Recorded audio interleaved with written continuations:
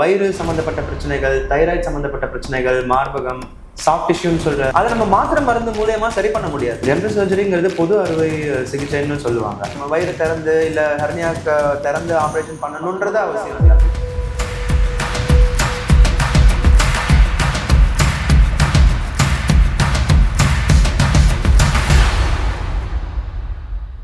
Hi sir, welcome to the show. Brain surgery, heart surgery, knee surgery, orthopaedia இதை பற்றிலாம் எனக்கு தெரியும். ஆனால் ஜென்ரல் சர்ஜரினா என்ன சார்? நான் doctor Kathirazhagan, general surgeon. General சர்ஜரிங்கிறது பொது அறுவை சிகிச்சைன்னு சொல்லுவாங்க. வயிறு சம்பந்தப்பட்ட பிரச்சனைகள், தைராய்டு சம்பந்தப்பட்ட பிரச்சனைகள், மார்பகம், சாஃப்ட் டிஷ்யூன்னு சொல்ற திசுக்களை பற்றின பிரச்சனைகள் எல்லாம் ஹேண்டில் பண்ணுற டிபார்ட்மெண்ட் தான் ஜென்ரல் சர்ஜரி டிபார்ட்மெண்ட். ஸோ இப்போ வயிறு சம்பந்தப்பட்ட பிரச்சனைகள்னு பார்க்கும்போது பித்தப்பையில கல் இருக்கிற மாதிரியான பிரச்சனைகள், குடலிறக்கம், இப்போ அப்பண்டிக்ஸ் ஆன தொந்தரவுகள், இல்லை வயிற்றுப்புண், அல்சர்னு சொல்ற ப்ராப்ளம், இந்த மாதிரி விஷயங்கள்லாம் நம்ம ட்ரீட் பண்றோம். இப்போ அதே மாதிரி மார்பகத்துல சாதாரண கொழுப்பு கட்டிகள், இல்ல ஃபைப்ரோடினோமான்னு சொல்லக்கூடிய சாதாரண கட்டிகள், கேன்சராக இருந்தா கூட தைராய்டு கேன்சர்ஸ், இல்ல வயிற்றுலயுமே சில கேன்சர்ஸ் எல்லாமே நம்ம ஹேண்டில் பண்றோம்.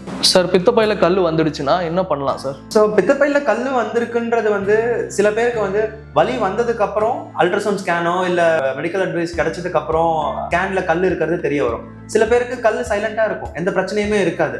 ஸோ இந்த ரெண்டு வகையான விஷயங்கள் இருக்கு பித்தப்பை கல்லுல வரும்பொழுது. வயிறு வலி இல்லை, எந்த பிரச்சனையும் இல்லைன்னா கொஞ்ச நாள் நம்ம வெயிட் பண்ணி அப்சர்வ் பண்ணலாம். ஒரு மெடிக்கல் அட்வைஸ் எடுத்துக்கிட்டு அப்சர்வ் பண்ணி பார்க்கலாம். என்னைக்கு வலி வருதோ அன்னைக்கு ஆப்ரேஷன் பண்ணலாம். வலி வந்ததுக்கு அப்புறம் அல்ட்ராசவுண்ட் ஸ்கேன் பண்ணி அதுக்கப்புறம் கல் இருக்குன்னு நமக்கு தெரியுதுன்னா அதுக்கான வைத்திய முறை, நமக்கு ஆப்ரேஷன் தான் பண்ணணுன்ற மாதிரி டெசிஷன் எடுக்கணும்னா கண்டிப்பா நம்ம ஆப்ரேஷன் பண்ணி தான் அதை ட்ரீட் பண்ண முடியும். கல் வந்ததுக்கு அப்புறம், வலி வந்ததுக்கு அப்புறம் மருந்து மூலியமா நம்ம கல் கரைக்கிறதுங்கிறது இன்னும் நமக்கு அந்த மாதிரியான மருந்து நம்ம கிட்ட இல்ல. சார், ஹெர்னியா வந்த அப்புறம் என்ன பண்ணலாம் சார்? ஹெர்னியாங்கிறது என்னன்னு நம்ம முதல்ல புரிஞ்சுக்கணும். வயிறு பகுதியில ஒரு ஓட்டை இருந்து அது வழியா குடல் எல்லாம், வயிறுக்குள்ள இருக்கிற உறுப்புகள் லைக் குடல் மாதிரியான உறுப்புகள் அந்த ஓட்டை வழியா வெளியில வர்றதுக்கு பேர் தான் ஹெர்னியா. அதை நம்ம மாத்திரை மருந்து மூலியமா சரி பண்ண முடியாது. சில பேர் கேட்பாங்க, எனக்கு தான் வலியே இல்லையே டாக்டர், வெறும் வீக்கம் மட்டும்தான் இருக்கு, ஹெர்னியா இருந்தா இருந்துட்டு போட்டோம், வலி வந்தாதான் ஆப்ரேஷன் பண்ணணும்னு இல்லை. இப்போ வெளியில வர்ற குடல், அந்த குடல் வழியா தான் நம்ம சாப்பிட்ற சாப்பாடு வெளியில வந்து மலமா வெளியில வர்றது. குடல் அடைப்பு ஏற்பட்டதுன்னா சாப்பிட்ற சாப்பாடு அந்த குடல் வழியா வெளியில வராது. குடலுக்கு ரத்த ஓட்டம் வயிறுக்குள்ள இருந்து தான் வருது. இப்போ அப்ஸ்ட்ரக்ஷன் மாதிரியோ இல்லை ஸ்ட்ராங்குலேஷன் மாதிரியோ போகுது அப்படின்னா அந்த குடல் ஹெர்னியாக்கு ஓட்ட வழியா வெளியில வர குடலுக்கு ரத்த ஓட்டம் பாதிப்பு வர்றதுக்கு நிறைய சான்சஸ் இருக்கு. அப்போ இன்னும் மோசமான நிலைமையில போயிட்டு முடியும். அதுக்கப்புறம் தான் ஆப்ரேஷன் பண்றதுங்கிறது ரொம்ப ஈஸியான ஆப்ரேஷனா இருக்காது. ஸோ இப்போ குடல் இறக்கத்துக்கு ஹெர்னியாக்கு நமக்கு minimal invasive surgeries like laparoscopic surgery, robotic சர்ஜரிலாம் வந்தாச்சு. நம்ம முன்ன மாதிரி வயிறு திறந்து இல்லை ஹெர்னியாக்கு திறந்து ஆப்ரேஷன் பண்ணணுன்றது அவசியம் இல்லை. நம்ம சின்ன இன்சிஷன், சின்னதான ஒரு தொலை போட்டு அந்த தொலை வழியா சின்னதாக ஒரு கேமரா உள்ள போட்டு நம்ம இன்ஸ்ட்ருமெண்ட்ஸ் வச்சு நம்ம ப்ரிசைஸாகவே சர்ஜரி பண்ணிட முடியும். சார், அப்பண்டிக்ஸ்மே பார்த்தீங்கன்னா ஒரு சிலருக்கு அந்த பெயின் தெரியாமல் இருக்கு. ஸ்டார்டிங் ஸ்டேஜில் ஒரு சிலருக்கு தெரியுது, பட் ஒரு சிலருக்கு லாஸ்ட் ஸ்டேஜ் போனதுக்கு அப்புறமா தான் அதோட பெயின் அவங்களுக்கு ரொம்ப கிரிட்டிக்கல் கண்டிஷனுக்கு போகிறாங்க. அவங்க ரொம்ப மயக்கம் அடைஞ்சிடறாங்க, ரொம்ப ஓவராக பெயின் வர மாதிரி இருக்குது. ஸோ அந்த மாதிரி டைமில் பார்த்தீங்கன்னா நம்ம முன்னாடி எப்படி தெரிஞ்சுக்கிறது சார் இந்த மாதிரி நம்மளுக்கு இருக்க போகுதுன்றது? இப்போ வயிறு வலி எல்லாருமே நம்ம ஃபேஸ் பண்ணுற விஷயம் தான். ஆனால் நம்ம எந்த வயிறு வலி நமக்கு பிரச்சனை கொடுக்கும், பிரச்சனை கொடுக்காது, ஓகே இது நமக்கு சாதாரணமாக சாப்பிட்டது டைஜஷன் ப்ராப்ளம் இல்லை, அந்த மாதிரி நம்ம அன்றாடம் பார்க்குற இது ஃபுட்டு ஒத்துக்கல, நமக்கு லூஸ் போகுது, அந்த மாதிரிலாம் ஓகே. ஆனால் இதுவே வயிறு வலி செட்டிலே ஆகல, ஜுரம் ஜாஸ்தி வருது, நமக்கு வாமிட் வந்துகிட்டே இருக்கு, நிக்கல, நமக்கு வயிறு வீங்க ஆரம்பிக்குது, இந்த மாதிரி விஷயங்கள்லாம் வரும்போது கண்டிப்பா நம்ம ஒரு டாக்டரை பார்த்து, ஒரு சர்ஜனோ ஒரு பக்கத்துல ஏதாவது ஒரு டாக்டரை பார்த்து கண்டிப்பா ஒரு அட்வைஸ் வாங்குறது ரொம்ப முக்கியமான விஷயம்.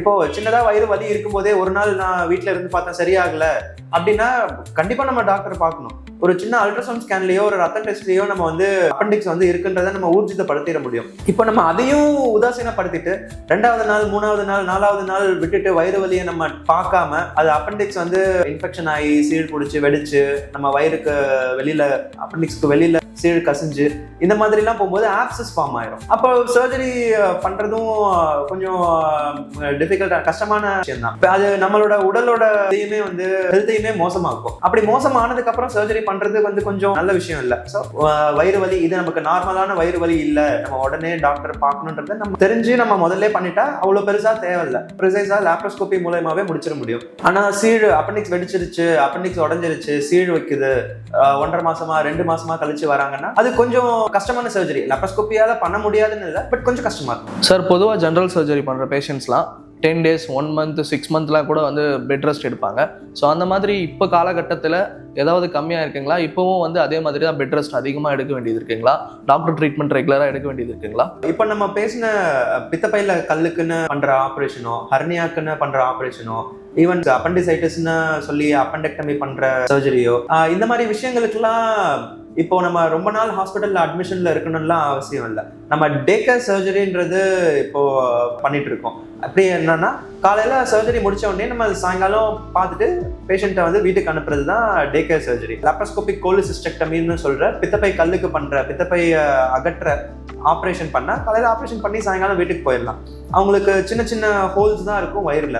2வது நாள் 3வது நாள் அவங்க வந்து நார்மல் வேலைகள் எல்லாம் செய்ய ஆரம்பிச்சுக்கலாம். they can even go to work. 3வது நாள் 4வது நாளே they can be okay. in 1 week they can go for work. அவங்களோட சாப்பாட்டு முறைகள் எல்லாமே வந்து நார்மலா இருக்கும்.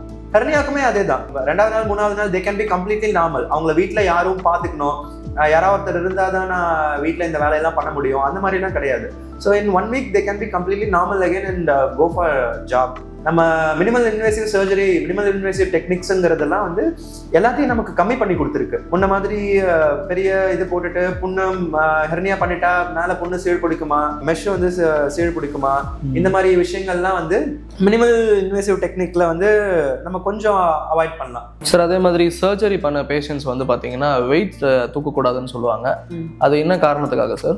முன்னெல்லாம் வந்து ஓப்பன் ஆப்ரேஷன் பண்ணிட்டு இருந்தப்போ வெயிட் தூக்கக்கூடாது, நம்ம ஓப்பன் பண்ண இடத்துல ஹெர்னியா வரும் இந்த மாதிரி. ஸோ இப்போ அந்த மாதிரிலாம் இல்லை. லாப்ரோஸ்கோபிக் சர்ஜரி பண்ணா நம்ம வெயிட் தூக்கக்கூடாதுலாம் ஒன்றும் கிடையாது. அவங்க வீட்டுக்கு போயிட்டு ஆப்ரேஷனுக்கு முன்னாடி என்ன மாதிரி வாழ்க்கை முறையில் இருந்தாங்களோ திரும்பவும் அதே மாதிரி அவங்களால இருக்க முடியும். மோஸ்ட்லி நிறைய பேஷண்ட்டுக்கு வந்து பார்த்தீங்கன்னா டாக்டர் கிட்ட கேட்க வேண்டிய டவுட்ஸ் என்னன்னா, நம்ம ஆப்ரேஷன் பண்ணியிருக்கோம், அது திரும்ப அகைன் வருமா? ஒரு கட்டியாக இருந்தாலும் சரி, ஒரு பைல்ஸாக இருந்தாலும் சரி, ஹிர்னியாவாக இருந்தாலும் சரி, அப்பெண்டிக்ஸாக இருந்தாலும் சரி, என்னவா இருந்தாலும் ஆப்ரேஷன் பண்ணி அது திரும்ப வருமான்ற டவுட்ஸ் வந்து எல்லா பேஷண்ட்டுக்குமே இருக்கு. ஈவன் அந்த டவுட் எனக்குமே இருக்கு. அதை பற்றி சொல்றீங்களா? ஓகே, ஸோ இது வந்து ஒரு டிசீஸ்க்கு வைத்தியம் பண்ணால் அது திரும்ப வருமானு கேட்குறீங்க. It depends upon the disease. இப்போ பித்தப்பையில கல் இருக்கு, நம்ம பித்தப்பையை அகற்றுறோம் அப்படின்னு கேட்டால் திரும்ப கல்லு வரப்போறது கிடையாது. பிகாஸ் நம்ம பித்தப்பை கல்லுக்கு வெறும் கல்லு மட்டும் ரிமூவ் பண்றது இல்லை, லைக் கிட்னி ஸ்டோன்ஸ்ல பண்ற மாதிரி பித்தப்பையும் சேர்த்து தான் ரிமூவ் பண்றோம். அதனால திரும்ப அங்க வரப்போறது கிடையாது. இப்போ அப்பெண்டிக்ஸ் ரிமூவ் பண்றதா இருந்தா நம்ம முழுசா தான் அப்பெண்டிக்ஸை ரிமூவ் பண்ண போறோம். அப்பெண்டிக்ஸை முழுசா ரிமூவ் பண்ணதுக்கு அப்புறம் திரும்ப அப்பெண்டிக்ஸ்ல சீழ் பிடிக்கிறதுக்கான சான்ஸோ அப்பெண்டிக்ஸ்ல இன்ஃபெக்ஷன் வரதுக்கு சான்சஸோ கம்மி தான். இப்போ அதே மாதிரி ஹெர்னியாக்கு ஆப்ரேஷன் பண்ணும்போது ஓப்பன் ஆப்ரேஷனா இருந்தாலும் சரி, லாப்ரோஸ்கோபிக் ஆப்ரேஷனா இருந்தாலும் சரி, சம் சான்சஸ் ஆஃப் ரெக்கரன்ஸ்னா திரும்ப வர்றதுக்கு சான்சஸ் இருக்கு. பட் அந்த சான்சஸ் பார்த்துக்கிட்டு இப்போ 100 பேருக்கு ஆப்ரேஷன் பண்ணா 2 பேர் 3 பேருக்கு திரும்ப வர்றதுக்கு சான்சஸ் இருக்கு. அதுக்காக நம்ம வந்து ஹெர்னியாக்கு ஆப்ரேஷனே பண்ணக்கூடாது, திரும்ப வருது இல்லை நம்ம ஏன் ஆப்ரேஷன் பண்ண போறோம் அப்படின்னு நம்ம ஹெர்னியாவை உதாசீனப்படுத்த முடியாது. So you have to wait. இப்போ வெயிங் மிஷின்ல போட்டு பார்த்தோம்னா ஆப்ரேஷன் பண்ணாம வர்றதுக்கான ப்ராப்ளமும் ஆப்ரேஷன் பண்ணதுக்காக வர்றதுக்கான ஆப்ரேஷன் பண்ணதுக்கு அப்புறம் வர்றதுக்கான ப்ராப்ளமும் நம்ம வெயிட் பண்ணி பார்க்கணும். ஆப்ரேஷன் பண்ணா எனக்கு ஹெர்னியா திரும்ப வருது அப்படிங்கிறதுக்காக நம்ம ஆப்ரேஷன் பண்ணிக்காம வைத்தியம் பண்ணிக்காம இருக்க முடியாது. there are some chances of recurrence. statistics says irrespective of your surgery, on ஆபரேஷனா இருந்தாலும் சரி, லாப்ரோஸ்கோபி ஆபரேஷனா இருந்தாலும் சரி, but we should take care of all those things. இப்போ தைராய்டு கட்டிகள்லாம் பார்க்கும்போது அது என்னன்னு பார்த்துட்டா நம்ம முழு தைராய்டையுமே தான் எடுக்க போறோம். அப்போ முழு தைராய்டையும் எடுத்துட்டா ரெக்கரன்ஸ் அந்த இடத்துல திரும்ப வர போறது இல்லை. மார்பக கட்டிகள்ல அது பிரச்சனை கொடுக்கக்கூடிய கட்டிகளா பிரச்சனை கொடுக்காத கட்டிகளான்றத ஆபரேஷனுக்கு முன்னாடியே நம்மளால முழுசா தெரிஞ்சுக்க முடியும். ஸோ அதுக்கேற்ற மாதிரி நம்மளால வந்து பிரச்சனை கொடுக்காத கட்டிகள், அதாவது கேன்சர் அல்லாத கட்டிகள், அதுக்கு என்ன மாதிரியான வைத்தியம். இது கேன்சர்னா நம்ம ஆப்ரேஷனுக்கு முன்னாடியே எல்லாமே நம்மளால தெரிஞ்சுக்க முடியும். சதை டெஸ்ட்டுக்கு அனுப்புறது, ஸ்கேன் பண்ணி பார்க்கறது, ஸோ இந்த மாதிரி விஷயங்கள்னால நம்மளால முன்னாடியே முழுசா தெரிஞ்சுக்க முடியும் இது என்ன டைப் ஆஃப் கட்டிங்கிறது. ஸோ அதுக்கேற்ற வைத்தியம். இதுக்கு வந்து கீமோதெரப்பி முதல்ல கொடுக்கணுமா, இல்லை ரேடியோதெரப்பி கொடுக்கணுமா, இல்லை வந்து என்ன மாதிரியான சர்ஜரி பண்ணணும், இந்த மாதிரி விஷயங்கள்லாம் நம்ம ஆப்ரேஷனுக்கு முன்னாடி எல்லாமே ஒரு பிளான் டிவைஸ் பண்ணிட்டு தான் நம்ம ஆப்ரேஷன் போவோம். ஸோ ஒரு பேஷண்ட் வராங்க, அவங்க ட்ரீட்மெண்ட் எடுத்ததுக்கு அப்புறமா சர்ஜரி பண்ண வேண்டிய சுச்சுவேஷன் இருக்கு. அப்போ அந்த பேஷண்ட் வந்து என்ன மாதிரியான விஷயத்தெல்லாம் ஃபாலோ பண்ணணும், என்னென்ன விஷயம் தெரிஞ்சுக்கணும் சார்? ஓகே, இப்போ ஒரு பேஷண்ட் வராங்க என்கிட்ட அப்படின்னா, இப்போ இந்த பேஷண்ட்டுக்கு சர்ஜரி தேவை அப்படின்னு சொல்லும்பொழுது ஃபர்ஸ்ட் அவங்க வந்து அதை என்னென்ன, இப்போ சர்ஜரின்னு ஒன்று சொல்றோம் அப்படின்னா இது எதுக்காக இந்த ட்ரீட்மெண்ட்டை வந்து அவங்க எடுத்துக்கணும்னு முதல்ல அவங்க புரிஞ்சுக்கணும். இப்போ இதை மாத்திரை மருந்தால சரி பண்ண முடியுமா, இல்லை இதுக்கு சர்ஜரி மட்டும் ட்ரீட்மெண்ட் ஆப்ஷனாங்கிறத முதல்ல அவங்க தெரிஞ்சுக்கணும். அதுக்கப்புறம் அவங்க வந்து இது என்ன டைப் ஆஃப் சர்ஜரின்னு தெரிஞ்சுக்கணும். இப்போ ஹர்னியாக்குன்னா நம்ம கிட்ட நிறைய டைப் ஆஃப் சர்ஜரி இருக்கு. அவங்களுக்கு ஒரு புரிதல் வேணும். ஹர்னியா சர்ஜரி பண்ணா என்ன மாதிரியான சர்ஜரி, ஓப்பன் ஆப்ரேஷனா, லேப்ரோஸ்கோப்பியா, ரொபாட்டிக்கா, லேப்ரோஸ்கோப்பிலையும் டிஃப்ரெண்ட் டைப்ஸ் ஆஃப் ஆப்ரேஷன் இருக்கு. ஸோ இந்த மாதிரி விஷயங்கள்லாம் அவங்களுக்கு தெரிஞ்சுக்கணும். இப்போ நம்ம ஒரு சர்ஜரி பண்ண போறோம் அவங்க அப்படின்னு அவங்களுக்கு சொல்லும்போது they have the right to ask, இதுக்கு வேற ஏதாவது சர்ஜரி முறைகள் இருக்கா, இதுக்கு எனக்கு இந்த மாதிரியான சர்ஜரி முறைகள்லாம் இருக்கான்னு தெரிஞ்சுக்கிறதுக்கு அவங்களுக்கும் ரைட்ஸ் இருக்கு. நம்ம சொல்லணும், ஓகே இதுக்கு இந்த மாதிரியான ஆப்ஷன்ஸும் இருக்கு, இந்த மாதிரியான ட்ரீட்மெண்ட்டும் இருக்கு. நம்ம ஒவ்வொன்றத்தோட பெனிஃபிட்ஸும் ஒவ்வொன்றத்தோட டிஸ்அட்வான்டேஜஸையும் நம்ம கண்டிப்பா பேஷண்ட்க்கு சொல்லி தான் ஆகணும். ஸோ அடுத்து பேஷண்ட்டுக்கு அந்த சர்ஜரிக்கு ரெடி ஆகிற ப்ராசஸ் போத் சைக்கலாஜிக்கலி அண்ட் அவங்களுக்கு வந்து மற்ற சோஷியலி ஃபினான்ஷியலி எல்லாத்துக்குமே நம்ம வந்து ஒரு முழு கிளாரிஃபிகேஷன் கொடுக்கணும். பேஷண்ட்டுக்கு மட்டும் இல்லாமல் பேஷண்ட்டை சார்ந்து இருக்கிறவங்களுக்கும், இப்போ ஹஸ்பண்ட் அண்ட் ஒய்ஃப், பேரண்ட்ஸோ, குழந்தைங்களோ எல்லாருக்குமே வந்து they should be aware of what is going to happen, என்ன நடக்க போகுதுங்கிறத கம்ப்ளீட்டா வந்து எல்லாருக்குமே தெரிஞ்சிருக்கணும். அதுக்கப்புறம் சாப்பாட்டு முறைகள், அதுக்கப்புறம் நான் வாழ்க்கை முறைகள், லைஃப் ஸ்டைல் சேஞ்சஸ் எதாவது பண்ணணுமா, நான் படிக்கட்டு ஏறலாமா, சாப்பிடலாமா, இதை போய் கல்லுக்கு ஆப்ரேஷன் பண்ணிட்டா நான் அதே மாதிரி சாப்பாட்டு வகையெல்லாம் சாப்பிட முடியுமா திரும்ப, இந்த மாதிரி கேள்விகள்லாம் அவங்க காமனா கேட்கறாங்க. I think they should know everything. Patient எல்லாத்தையும் தெரிஞ்சுக்கணும். அவங்களுக்கு வேற ஏதாவது மாற்று முறைகள், மாற்று சர்ஜரி இருக்கா, இல்ல மாத்திரை மருந்துல சரி பண்ணிக்க முடியுமா, எல்லாமே அவங்க கண்டிப்பா தெரிஞ்சுக்க வேண்டியது அவசியம். Thank you sir. நிறைய ஜென்ரல் சர்ஜரி பற்றி மக்களுக்கு நிறைய சொன்னீங்க. ஸோ இது மூலயமா மக்களும் தெரிஞ்சுக்கிட்டது என்ன அப்படின்னா, எந்த ஒரு விஷயமா இருந்தாலும் பக்கத்து வீட்டில் இருக்கிறவங்க, ஃபேமிலி மெம்பர்ஸ் சோஷியல் மீடியா பார்த்து தெரிஞ்சிக்காம டேரெக்டாக வந்து நம்மளுக்கு ஒரு கிரிட்டிக்கல் ஸ்டேஜ் போகுது அப்படின்னா டாக்டர் கிட்ட வந்து அட்வைஸ் எடுக்கிறது ரொம்ப முக்கியமான விஷயம்ன்ட்டு இந்த வீடியோ மூலயமா நம்ம மக்களுக்கு எல்லாருக்குமே தெரிவிச்சுக்கிறோம். ஸோ மக்களும் என்ன தெரிஞ்சுக்கணும் அப்படின்னு பார்த்தீங்கன்னா, எந்த ஒரு சர்ஜரியாக இருந்தாலுமே ஃபர்ஸ்ட் டாக்டர் கிட்ட வந்து நீங்கள் பாருங்கள், அப்புறமா மற்றவங்க கிட்ட வந்து கேட்டு தெரிஞ்சுக்கோங்க அப்படின்றது நம்ம தெரிஞ்சுக்கணும் sir. Thank you sir. Okay, thank you.